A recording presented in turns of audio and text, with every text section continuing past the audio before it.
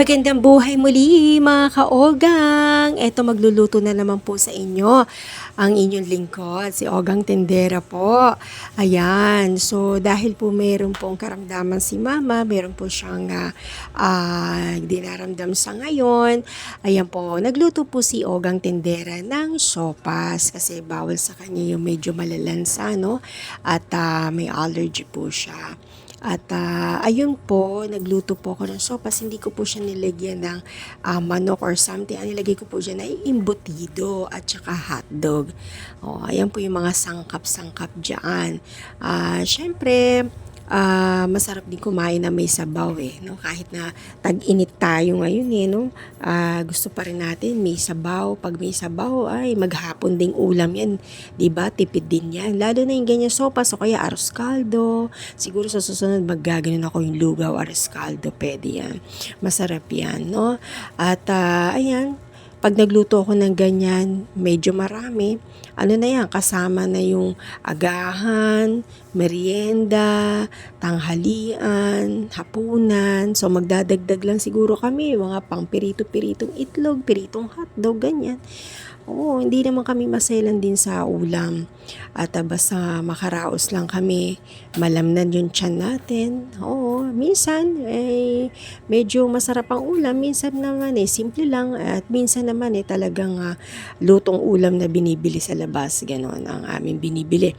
At dahil sa dami ng trabaho, lalo na pag namili si Ogang Tindera ninyo, hindi na maharap ang pagluluto. Kahit si Ogong, hindi na rin dahil pagod na. No? Siyempre, para sa akin, ayoko na yung sobrang magpakapagod. No? Kung kaya naman natin gawa ng paraan na maging okay ang lahat, na hindi ka masyadong pagod. Kasi pag masyado mong papagurin ang sarili mo, abay magkakasakit ka niyan.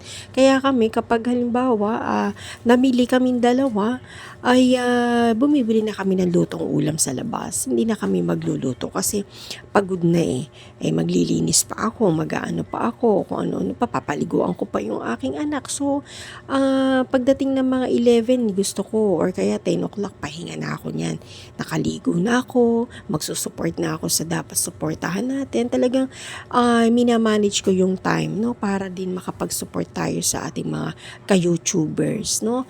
At ayan, luto na. Sa pagkukwento ko na mahaba, ayan, luto na yung ating sopas. Tara at atin ng tirahin mga kaugang, samahan niyo po ako. Tara na mga kaugang, kain na tayo. Masarap yan, masabaw yan, medyo spicy ang ginawa ko para may konting sipa naman habang kinakain. Hi!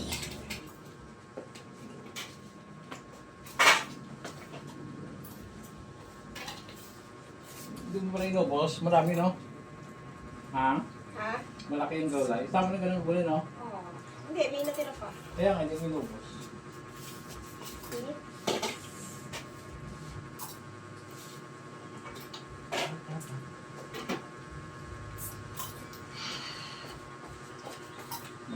Marami yun. Kung kaya ubusin mo yun.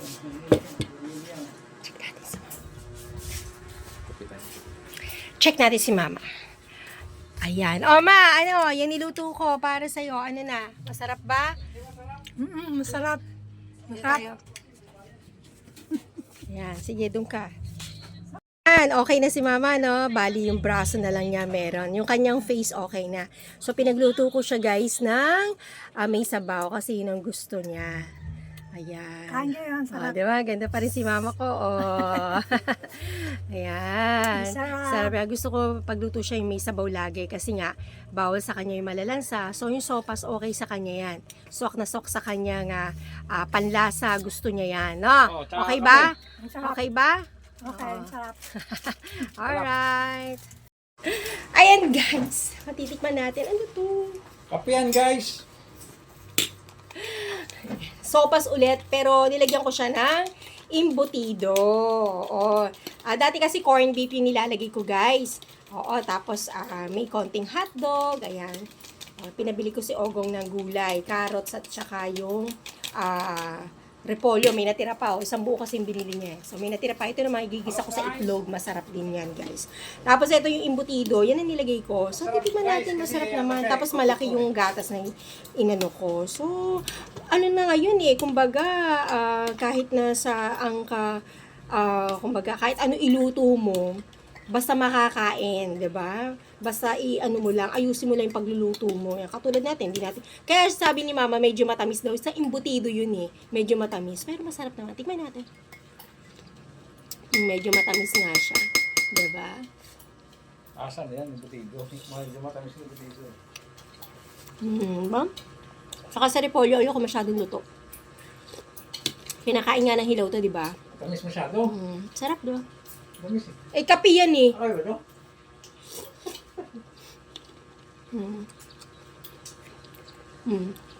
Hiniwa ko na yun, di ba mahaba yung imbutido, hiniwa ko pabilo. Mabili to 12, isa lang. Bentahan ko 12. Bili ko nasa 8. Diba? Kaya pala siya tumamis. Hindi naman masyado. Diba? Kahit ano na lang lutuin natin. Pray for the Philippines, guys, ha? At nababalitaan natin magla-lockdown doon. Sana hindi naman matuloy yun. So, mayroong isang vlogger, nag-short content siya at pinapaalalahanan niya ang mga taga-Pilipinas na be ready, no? So, hindi naman masama yun kung atin pong paniwalaan or atin po siyang sundin for preparation po ng ating kalagayan, situation sa Pilipinas, no?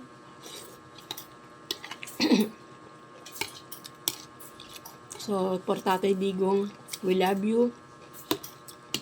At makakaraos din tayo. No?